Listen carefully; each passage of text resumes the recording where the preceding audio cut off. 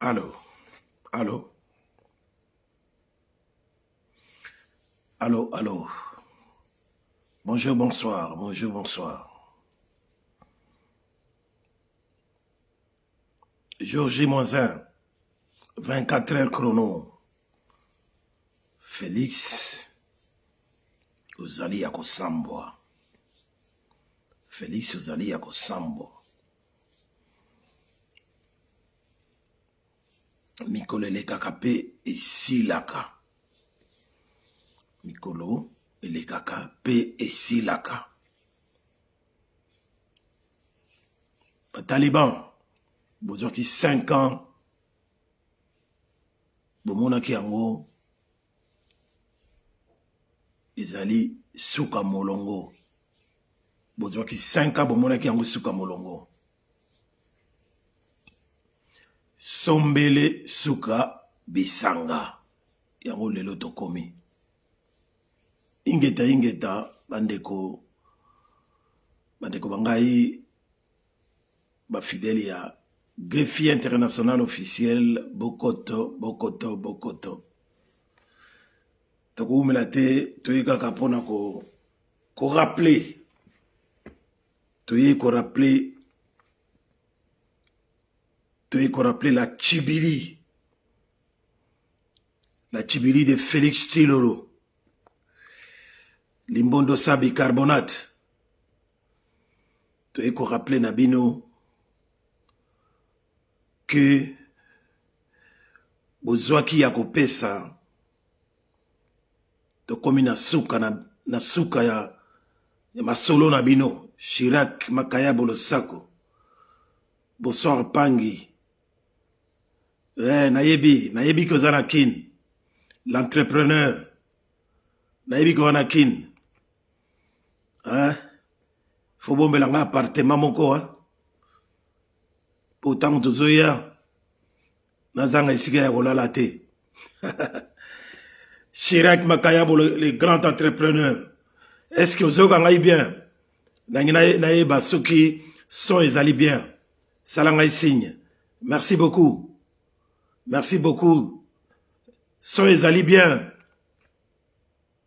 Chirako Makayabo, le grand entrepreneur. Voilà, donc j'espère que vous avez bien. Oui, bon, j'espère que vous avez bien. Voilà. Tokosola moulaye, belé, mais c'est mieux Bokoto déjà. Bokoto, Bandeko. Essayez un peu de faire des petits commentaires comme a fait Chirac Makayabo. Alors là, je saurais savoir qui c'est qui est en ligne ou pas. Donc voilà. Bandeko Nangai. Oui, Kemit Nekongo Mvuluzi. Kombo Kitoko, Kombo ya Bana Mvuluzi, c'est bon. Merci d'être là. Merci d'être là. Comme je viens d'inscrire dans les titres. Donc 24 heures chrono. Tic-tac, tic-tac, tic-tac, tic-tac. Tolintoyeba, réalité, Nini Ekoleka, après le 20 minuit, le 20 à minuit, dans 24 heures, jour J-1, Badekolangai, Bouluyeke, Ezali Akokota, Makasi, Nakati Yamboka Wana, bon, Lokuta Ezalakana, Nangonga Moko Boye. Mais vérité, Eyaka Nango, Malembe. Tango vérité, Eyaka Malembe, et Tika la Galibela. Mais Lokuta, Mawamingi. Félix Aïna Lokuta, Félix Aïna ma solo ya Lokuta, il n'arrête pas de promettre, il n'arrête pas de. Botala bandeko nangai. Il y a suka ya minene, ayeli susu. Ayeli sus kolega na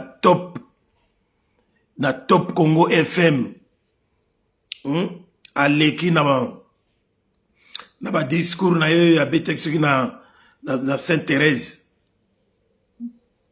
Tala lokuta ya mutu. Azali ko arrêter pour continuer à mentir. A moni vraiment biso ba Congolais ba bololé na ye. Hein? Tika pe ba moni la biso ba Congolais ndenge wana. Parce que totamola na mokili to mona ba faiblesse.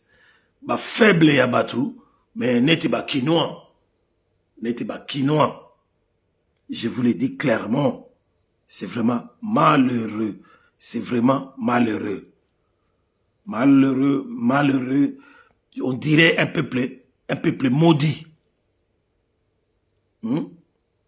Une population très maudite. Tu éviter ce qui envoûtement, mais moi je dirais que c'est pas de l'envoûtement. C'est pas de l'envoûtement.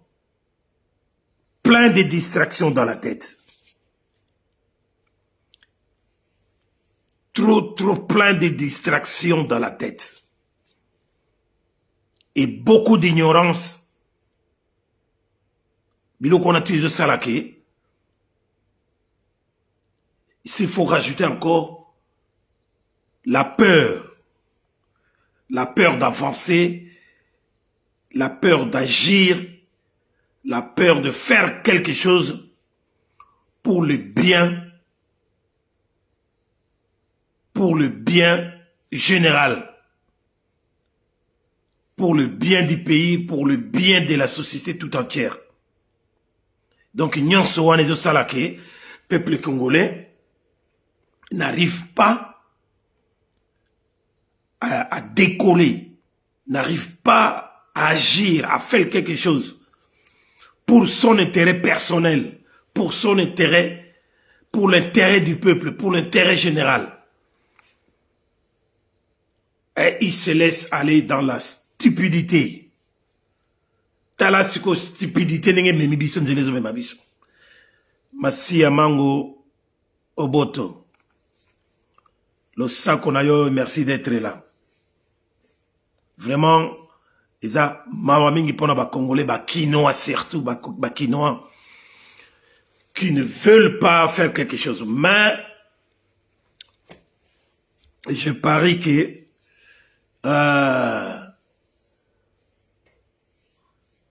Lelo Lokola Tozali le 19 et que lobby le 21, d'ici lobby,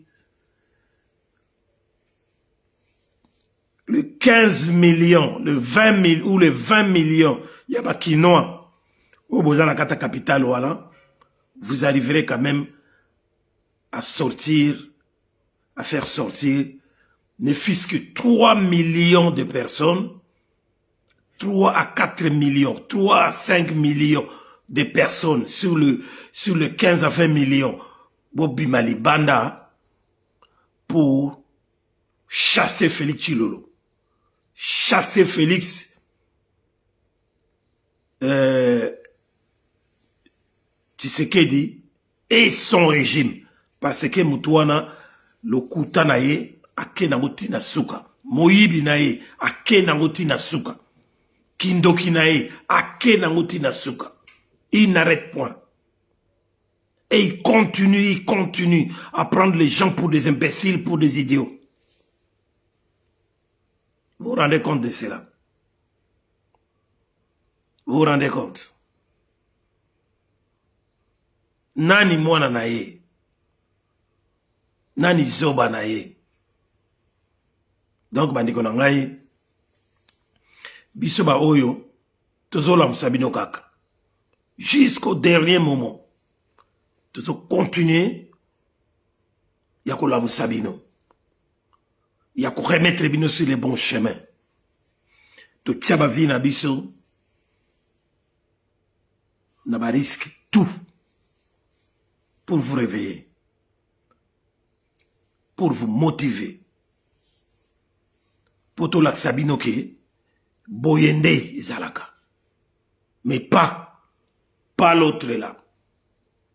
Boyende zalaka.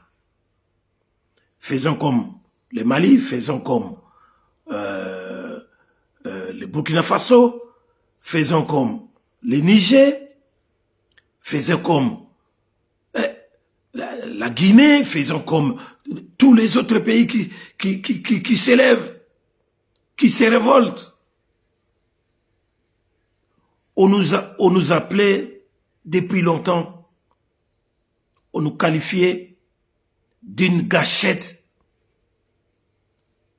dans un revolver qui est l'Afrique, qui est la forme de l'Afrique. Mais jusqu'à aujourd'hui, eloko eite, eloko ezako salamate. Olivier Ilunga, Losako, merci d'être là. Merci beaucoup, Olivier Ilunga. C'est gentil à toi. Partagez, s'il vous plaît. Continuez à partager. 24 heures chrono. Tic-tac, tic-tac, tic-tac. Félix, un aventurier, un voyou de la politique, hors norme, mais qui est resté avec vous pendant 5 ans. Or, il ne pouvait en aucun cas dépasser même 2 mois. Parce que nous le connaissons très bien. Nous les connaissions très, très, très bien. Il ne pouvait pas rester à la tête du pays pendant plus de 3 mois. Bandi wanangai, kaka nenge to mesana biso ba Congolais. Ah, totika ye asala. Mwana mboka. Lelo yo to suki wapi. Henri Betou, le sako na yo, frangin, mon frère propre, Maradona, le sako na yo, et merci d'être là, partagez énormément, mes salutations à toute ta famille,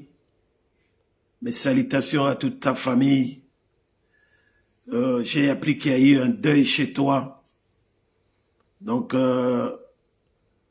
mes sincères condoléances, même les plus tard, et même les plus tardives, mais je te les souhaite quand même. Donc, très sincères condoléances. Voilà, donc, Bandeko Nangai, to continuer, na mama solo to zanango muke, to continuer, pour partager, tant que vous avez quota, la meilleure des choses, c'est de partager un peu.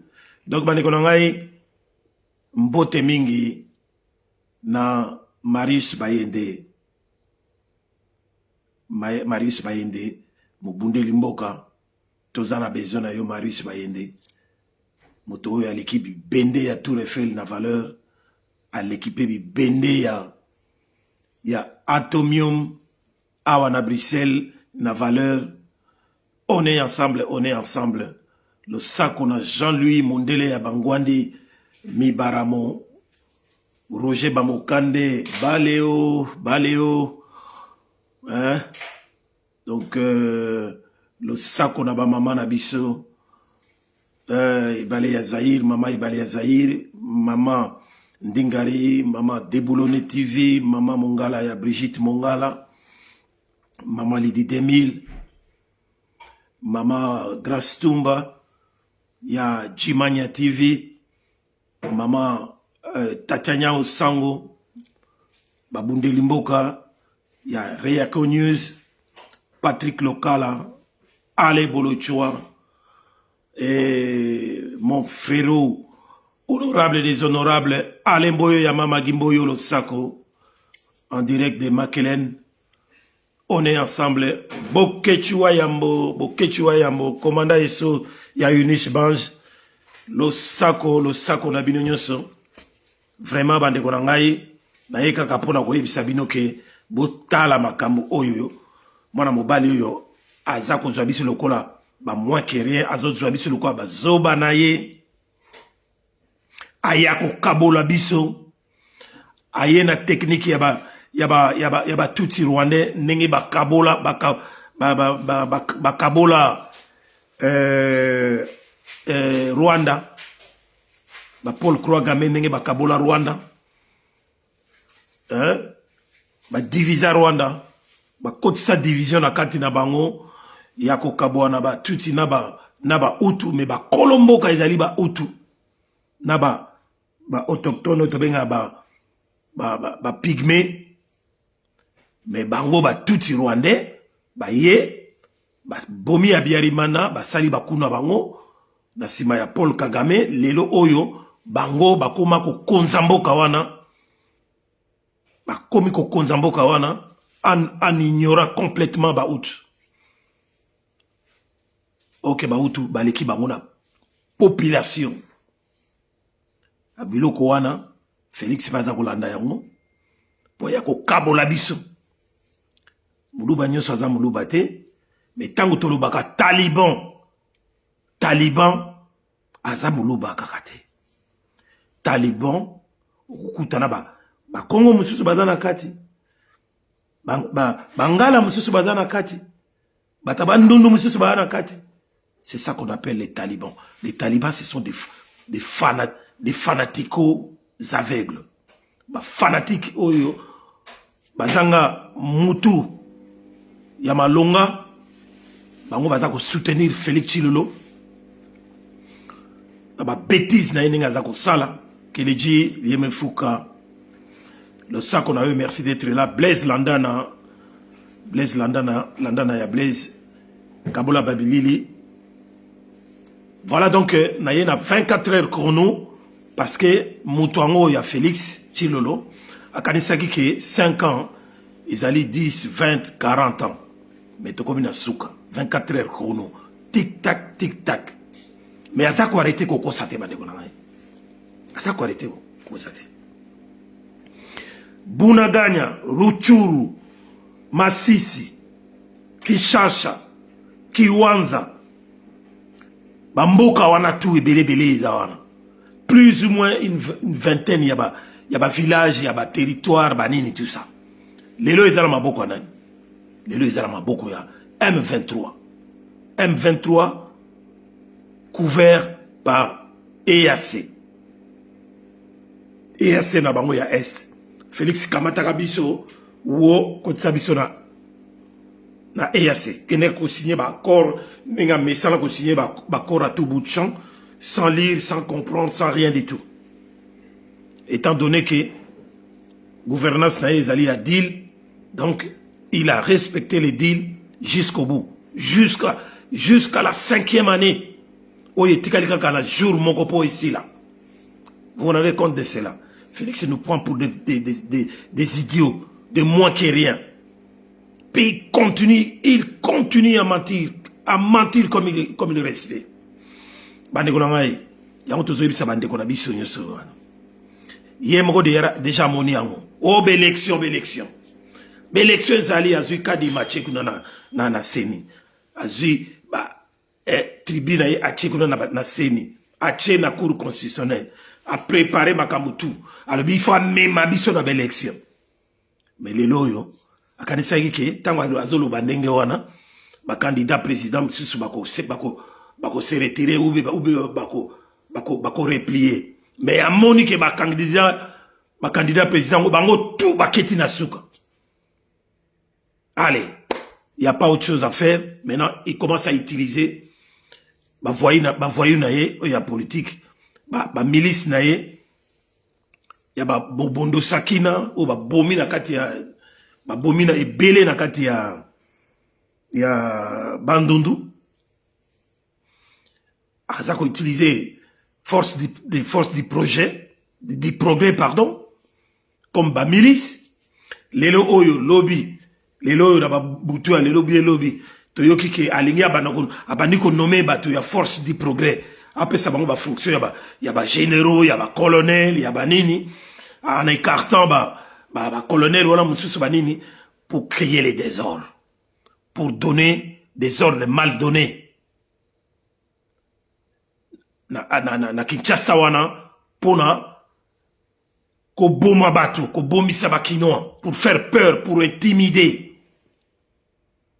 Parce que yemro banayi koloba yango déjà, si vous vous rappelez bien na ba discours nae banayi koloba yango bon l'élection est au salama, oui, ça c'est sûr, au salama élection, mais à la lire où vont les choses, tokomiko banga, tokomiko monake, il y aura une guerre civile. Un président soi-disant de la République ne peut pas aller dire des choses comme ça. Donc, cela démontre en suffisance que c'est quelqu'un qui organise ces élections dans le but, comme lui-même il est candidat président à l'élection en 2023, donc, pour lui, il veut faire un passage de force. Aligner ça, la passage de force. Et comme aligner ça, la passage de force, et que ça, nakati yaba trouble. Soit la tricherie, en masse, soit passage de force, n'a pas trouble. Il n'y a que ces deux choses à faire. Mais, à Kaniseka Oleke la batu mayele, yemoko amonike, campagne yango elekia. Akende na gauche, ba fingi, azonga na droite, ba fingi. Akende liboso, ba wololi, azonga sima pareil. Akomi ko pime na ba candidat présidentiel, monsieur, ba kende na ba stade te, ba kende na, comment, ba kende ba place, ba kende na ba kananga te, boyna. Voilà. Maintenant, il est entre le marteau et la clume. C'est-à-dire un quitte double. Donc, à coquille jamais, tali kalabi que moyen à zonga simate pour l'élection, soit il faut l'élection salama, na modèle oya memeli yango, FM message, hein, Fabala, Fabro, Fabrice, petit frère propre, les grands journalistes, Oyo, Abundela Kamboka, na Kati Nabiso, na Starnet TV, Kabola Bilili, merci beaucoup et merci d'être là. Lombela Chuya, merci d'être là. Claudio Almeida, merci d'être là. On est ensemble.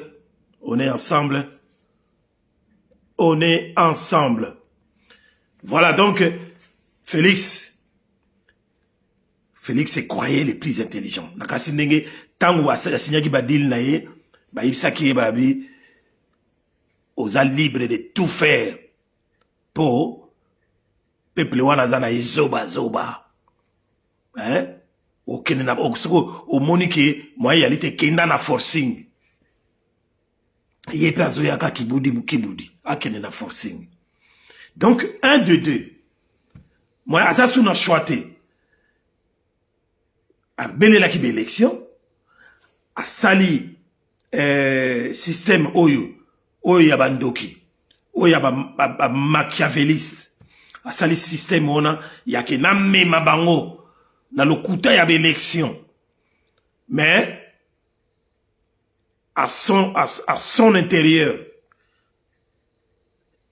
a bimisi ba velléité de ne pas vouloir organiser ces élections d'une manière normale, légitime, démocratique, l'élection mogo ezala transparente, l'élection mogo ezala crédible, l'élection mogo ezala l'élection mogo démocratique pour esalam. Alobina mema bango na bulu yeke. Lelo oyo ba kits électoraux ezomona te. So boko tamola partout na Kinshasa wana, boko no luka ba centre ya ba élection, ba bureau de vote. Boko tamola na Kinshasa wana na kasi tamsusu, boko mali msusu peut-être moko ou bemi balé. Boko tamola partout, boko mona rien. Affichage, yaba liste, yaba électeur. Chaque électeur doit venir dans un centre ou dans un bureau de vote pour voir si son nom est affiché. Rien, zéro. Ma carte d'identité est à la carte pour nos électeurs. À côté de un système, il y a continuité à système, il y a occupation. Hippolyte Kanambe Aliel Joseph Kabila. À côté d'un système, il y a carte électeur. Carte électeur, carte électeur, bien sûr, on a 2006, 2011, 2017, 2018. Ma carte électeur, bien sûr, il y a carte normale. Ma carte normale, oyoke, face à ma carte. Mais talaye, salisi, ma carte, moko, il y a ma yuya. Il y a moins cher, il y a ma yuya. Toujours, na velléité ou na kakake, l'élection, et salamana, n'est bien té, pour troubler et bima. Ba carte, bobo la kanguna moto, bobo la moto pour na koluka comme bima, ou adresse bima. Donc, bilo qu'on a tout, en fin de compte, nanga, aïkoloba, voilà. Rendez-vous rendez-vous dans vos bureaux de vote. Ici, faut botter la kaba comme on a bien sûr comme on a eu yali au vote à la moussapi. Et bon, c'est au combat exact. Donc, batou oyo, bazali, bazaba escroc. Lelo na zo ki na yo kike, kadima kuta zo monanate. Bato yo bazaba mama na escroc. Ba Félix Tshilombo. Bato ya Chile Gelo. Bato oyo idepest. Bazaba ventilier ya kosakanate. Te ba wa okaseke biso toko bomana. Toko bomana te, ba ngonde toko bomana bango. So bazo kaseke yo toko bomana entre biso bona boy. Ba ngonde ba kokima. Félix na batona ya idepest. On n'aura pas pitié de vous. Boko pakata. Il est temps pour vous, bokima. Boye ba nenge ya konaje, boye ba nenge ya kokatsa bichingobila. Yawanto yeko senga na peuple congolais, ba kinois. Bozo makambo na ba vantirte. Mwana mobali oyo akosi ya trop. Tala yewana akomi kolandela nanga. Parce que Nanga a dit ceci, Nanga a dit cela, Nanga a fait ses déclarations na Nairobi. Même si on Nairobi, bango tout bakendaka kunati. Ye Félix Tshilombo. A mi kotisa, mi komisa tuti. Hein? A longwa congolais, a mi komisa koma tuti rwandais. Mais le Bazago Benga Paul Kagame, mon frère. Ça c'est mon frère. Vous savez, Bazo Yamana partout. Donc, ce qui Paul Kagame a frère na. Donc, tout wana tout rwandais wana. Hein? Abanda bandaki boso to kokumisa Hippolyte Kanambe pour dire que voilà, donc il faut je dois lui rendre hommage. Na ndenge aiko favoriser alternance moko pacifique. Azaku tumutu fona tout na kaye. Parce que ngai ye comme stagiaire na présidence de la République. Donc il faut tout naka Hippolyte Kanambe. Hein? Lelo yo okomi kolobake yo Paul Kagame l'agresseur ennemi na biso. Olobike yende agresseur bangonde bato bazo boma mboka na biso bona boy. Mais yo bona ko kumisa et puis ti lelo yo ozalaka toujours na ye, ozalaka toujours na Hippolyte Kanambe alias Joseph Kabila. Arrêtez de mentir. On n'est plus des gamins. Tout ça bana mikite, to yi makambo wana tout. Félix, arrêtez de mentir. Au commune na suka, o yibiso luka ko salate. Bato yo ba créer ki yo comme un petit monstre. Bango wana ka bato, ba ko achever yo. Bato yo ba créer ki yo comme un petit monstre, bango na ka bato ba boma, ba créateur na yo, bango ka bato ba boma. Toko tikala bango ba sala musala wana, bisu toko ya après. Faut pas ça la ndenge. Aujourd'hui, maintenant tu es en train de trembler devant les mots, les déclarations des Nanga. Hein? Nanga, parce que Nanga, il vient de créer une plateforme de rébellion qui s'appelle encore comment? Qui s'appelle comment ça? Alliance Fleuve Congo. Alliance Fleuve Congo. Hein?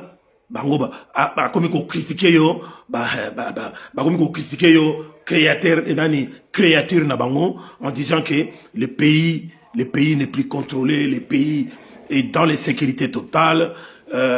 Il faut mieux faire quelque chose pour sauver notre peuple et pour patati patati patati patata. Allez, yo kisiko yo somo au lobby, il faut s'attaquer koko s'attaquer na bango au bengi au rappeler soi-disant ambassadeur na Rwanda. Rappeler les ambassadeurs, c'est quoi? Tu devais commencer par convoquer l'ambassadeur du Kenya à Kinshasa pour lui dire ceci, prendre des décisions. Mais yo il rappeler des ambassadeurs. Pourquoi tu commences pas par l'ambassadeur kenyan? C'est qui montre à suffisance comment tu es encore faible, hein, pour avoir obtenu un pouvoir sans pouvoir. Oyoba pesio ya kopesa. Hein? Tu acquises du matin au soir Paul Kagame, les Rwanda. Quand est-ce que tu vas fermer l'ambassade du Rwanda? Ou quand est-ce que tu vas fermer les frontières, nos frontières entre le Rwanda et le Congo? Tu ne le fais pas. Au contraire, la diplomatie rwandaise avec les relations avec le Congo sont toujours en bon terme. Okoko sanani, okoko sabanani. Yangola turbino komina suka. Toyokio makelele ozosala to seki na nenga kolobate. Oh voilà, je suis capable avec tout ce que Nanga est en train de faire, des déclarations qu'il est en train de faire. Je sais que derrière Nanga, il y a les Rwandais. Donc, maintenant, je vais demander aux deux chambres de Parlement d'entrer en congrès pour me donner les pouvoirs ou la décision d'attaquer le Rwanda. D'attaquer le Rwanda, d'attaquer Kigali, même à partir du Congo même à partir de Kinshasa.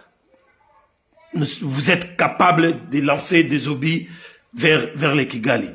Mon œil. Hein? Pendant que Bunagana, Rutshuru, Minembwe, plus de 3 ans, Minembwe est allé occuper. Bunagana, Massisi et les autres là, s'est occupé. Yolo Bakeo, Soki, comment, Alliance Fleuve Congo, et qui est maintenant avec le M23, essaye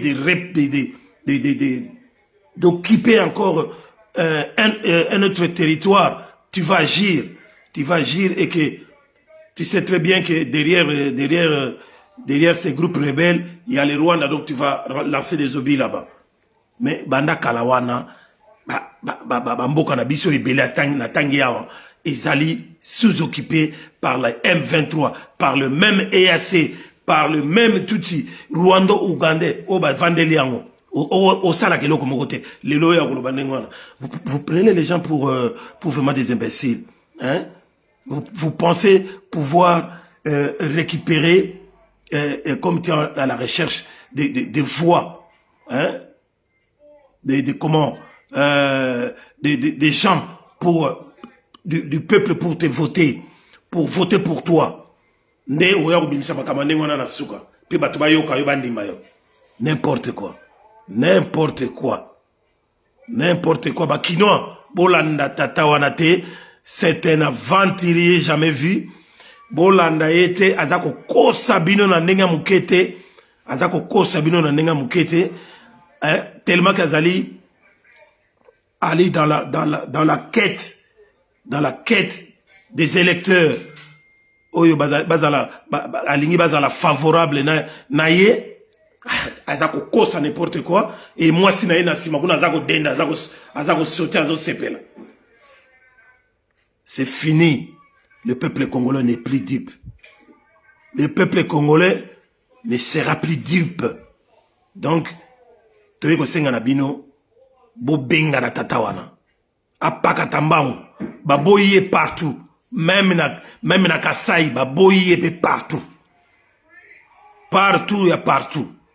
Donc, il y a Kanisagi à cause Zoba Batou, mais, dans l'élection, Oyo, à cause de Tijinu, zéro.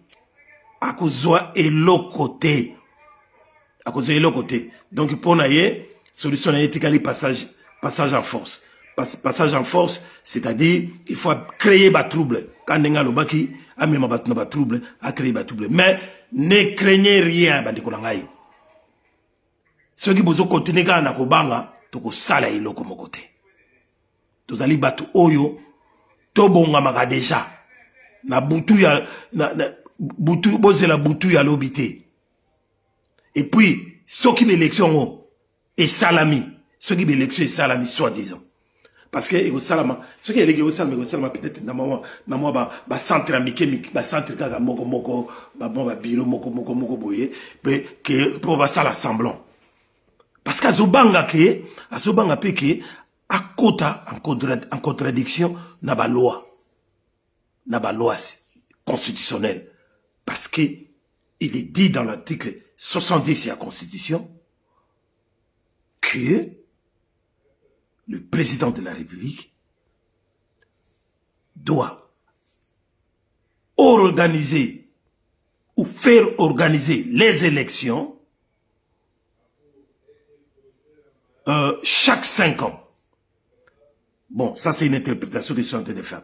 Donc, chaque 5 ans, il doit organiser des élections crédibles, transparentes, démocratique, mais quand on a organisé l'élection, ces élections doivent commencer à être organisées 3 mois avant la fin de son mandat.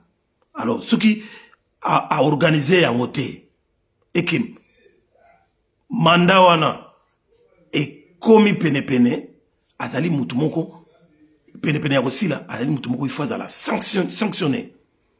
Il faut la sanctionner parce que là c'est une haute trahison parce que a trahi, a respecté lui qui est le garant de la Constitution, il doit normalement respecter la Constitution.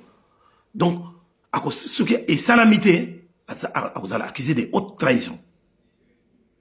Donc soit Bakanga Azo quitter pouvoir et puis Azo risquer arrêter parce qu'il doit être arrêté pour ne pas vouloir organiser les élections. Voilà. Mais l'élection tant qu'on va organiser, on a article 70 on a la Constitution et ça dit qu'il faut qu'on organise déjà partir à 3 mois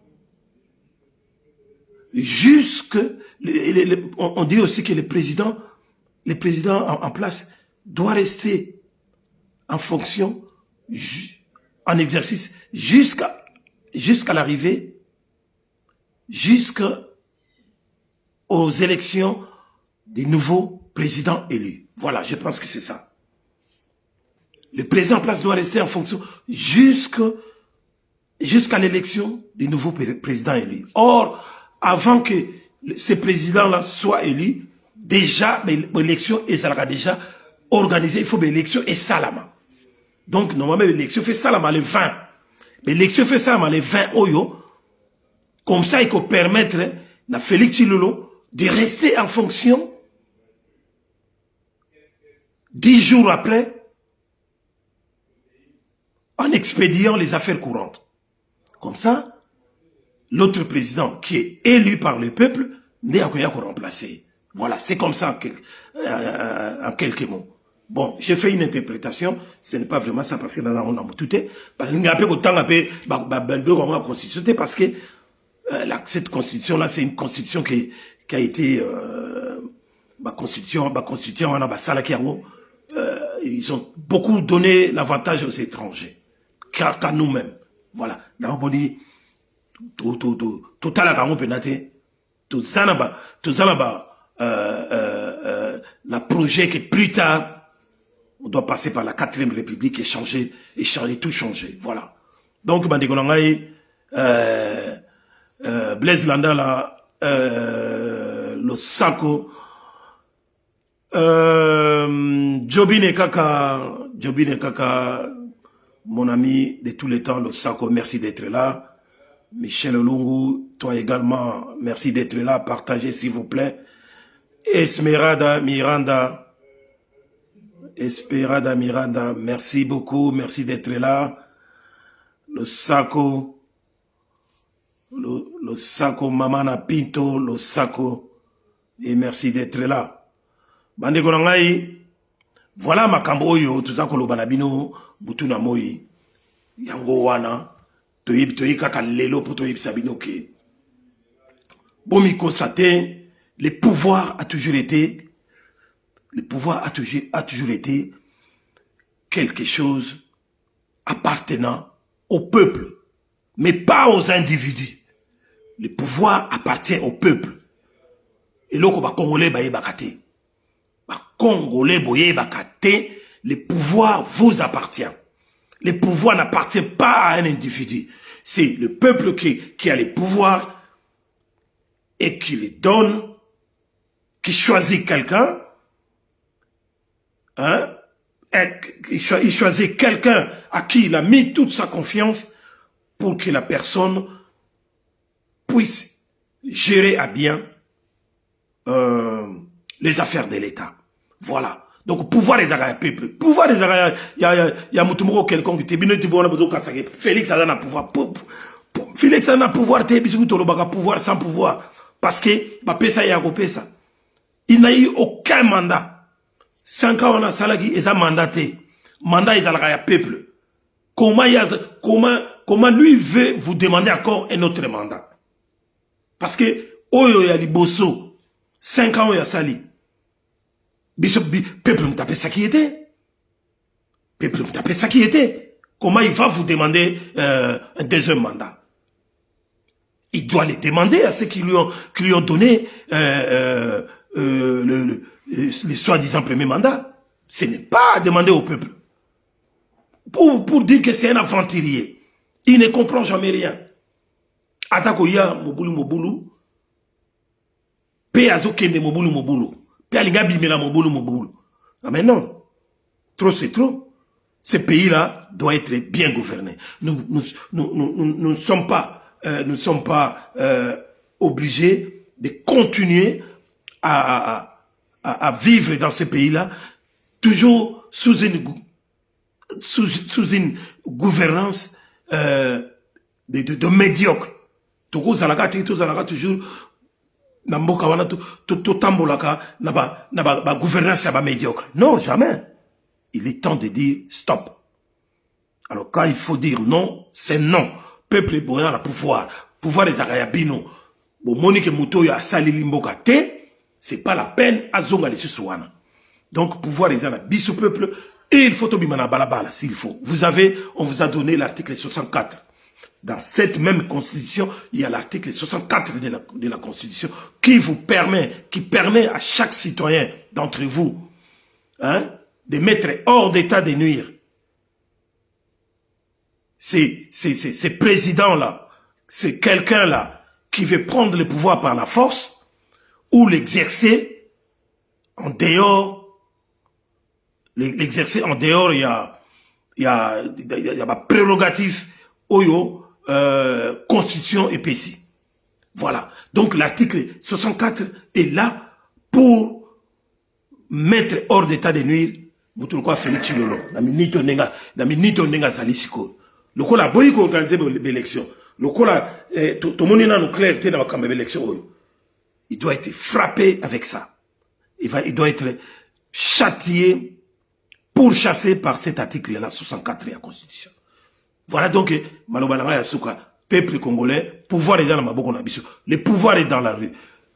Et s'il faut descendre dans la rue, nous devons descendre dans la rue pour chasser cet énergumène de Félix Chilolo qui est assez abusé, qui a trop abusé même, na, ma prérogative, il y a qui président, il y a qui défend, oyo azalangwana. Tala nenge ba ninga ne ba président, baza ko répondre, ba pese la réponse, avant d'attendre, à qui nous contact na, aki nous contact na koloba na président ya William soki uru ya Kenya que voilà que va arrêter Nanga, pourquoi lui avoir laissé la possibilité de faire des déclarations là. Mais président Razum Sireni, président Arabique, ici on n'arrête pas n'importe qui n'importe quand. Ici nous sommes dans un pays démocratique. Toro kanga mutute parce que ça les déclarations mogoboy. Donc, Mboka Nabiso ezali quand même na à ABC elle a rappelé que mon pays ezali na échelon ya likolo par rapport ya ba pays tout yo tozali na ngona ba o bazali na ngona ba EAC na ba nini ba ko se soumettre na ba directive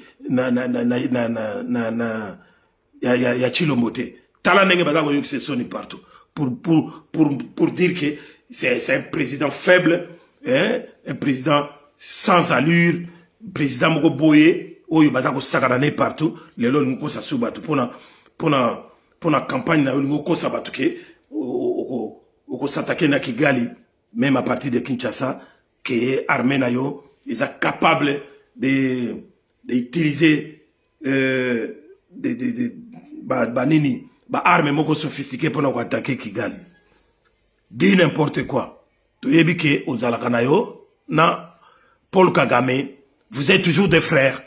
Arrêtez de mentir. Il y en a marre d'écouter toutes tes bêtises. Donc voilà, Oyo Naegi Ponaye Sabino, juste pour encourager peuple Nabiso, ya kin, population de Kinshasa de se mettre debout, to Bunda Bitumba Oyo Nandenge Yasuka. Donc Bandegonangai, Taliban. Taliban, il y a nini force du progrès. Boye ba ventilo bozali ko sala. Iko suka kalamingite. Iko suka kalamingite parce que bokanisi ke mboka wana ezali ya bino pour faire des désordres, pour créer des désordres, pour couper des paisibles citoyens avec vos machettes. Vous allez payer en conséquence. Prison prison penao ya libela. Hein? IDPS. Bino boko mona oyo nanu bomona te parce que biso to abatu mususu. Tant que tozako ya et puis tozoya kala mingi te.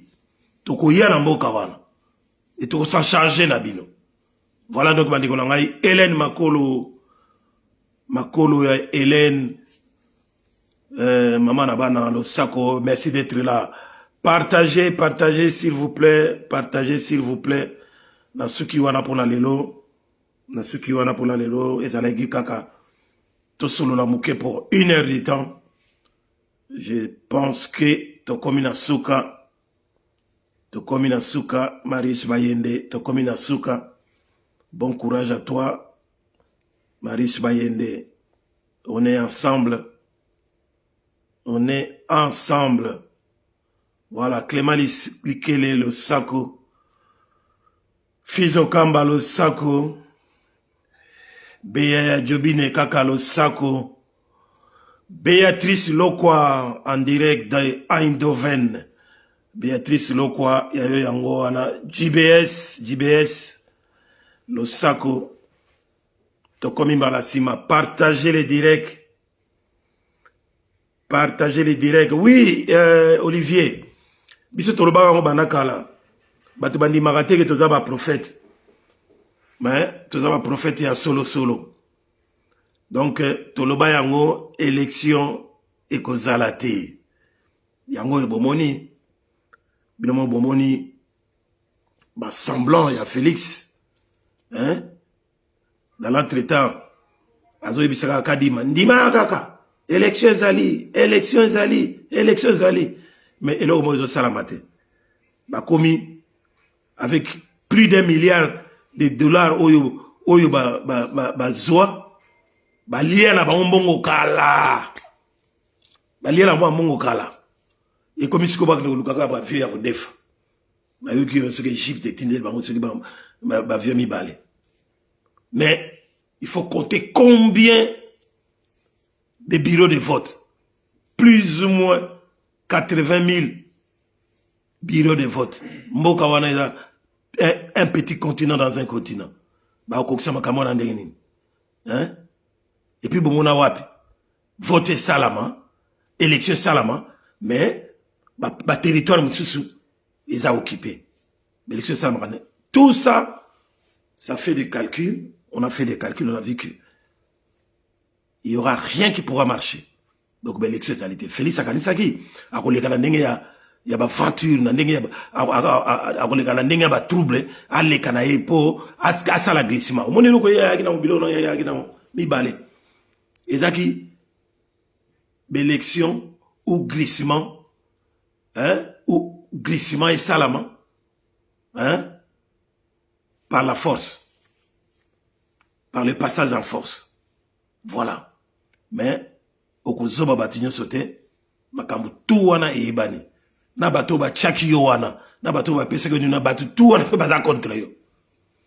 Baza contre yo. Donc, bato yo ba boma yo eza bango moko ba créateur da yo za créature na bango ne bato ba boma yo bisote nous on viendra tout simplement expédier les affaires courantes hein tokoya pour na quoi achever ce qui reste à achever. Voilà, donc c'est ça. Ingeta on est ensemble. Merci beaucoup de m'avoir suivi. Partagez les directs, partagez les directs s'il vous plaît. Merci beaucoup. Makasi Zolo, merci d'être là. Voilà. Partagez.